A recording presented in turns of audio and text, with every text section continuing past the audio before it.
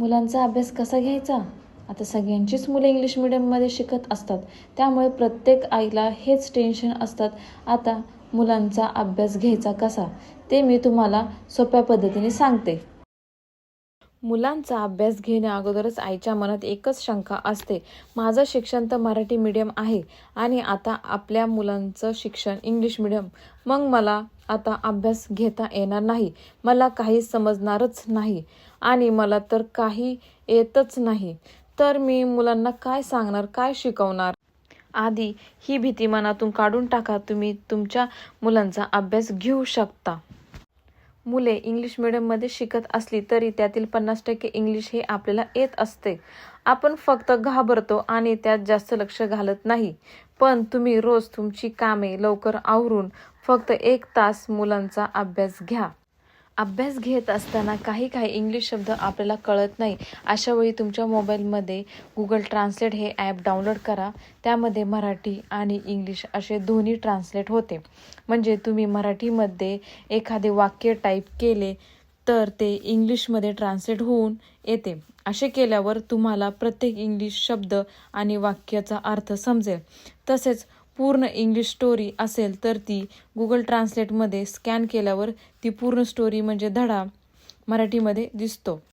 जर हे ॲप नसेल तर तुम्ही डायरेक्ट गुगलवर जाऊन प्रत्येक इंग्लिश शब्दाचा अर्थ इथे टाईप करून त्याचा अर्थ मिळवू शकता. जसे की क्रिएटिव्ह मीनिंग इन मराठी असं विचारल्यावर तो त्या शब्दाचे सगळे अर्थ आणि त्याचे वाक्यसुद्धा तो सांगतो.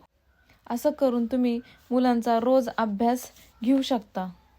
तुम्हाला इंग्लिशचा अर्थ मराठीत समजत नसेल तर इंग्लिश वाचायला तर नक्कीच येत असेल, तर तुम्ही तुमच्या मुलाला रोज इंग्लिश वाचायला सांगायचं आणि जिथे त्याला वाचता येत नाही तिथे तुम्ही त्याला वाचून दाखवावं.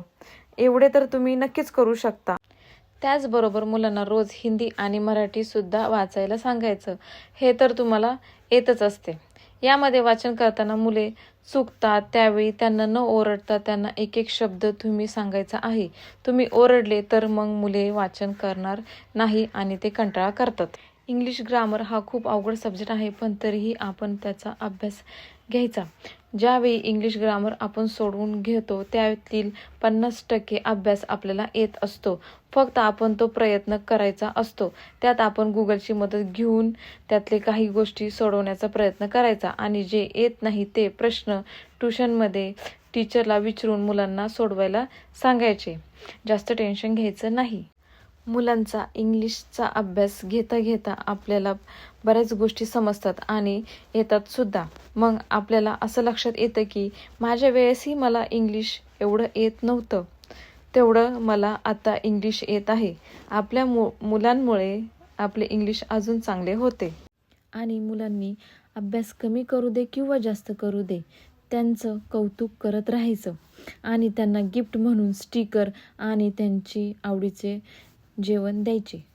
या सर्व गोष्टी तुम्ही रोज केल्यावरती त्यांचाही अभ्यास घेणं तुम्हाला खूप सोपं जाईल आणि तुम्हालाही टेन्शन येणार नाही.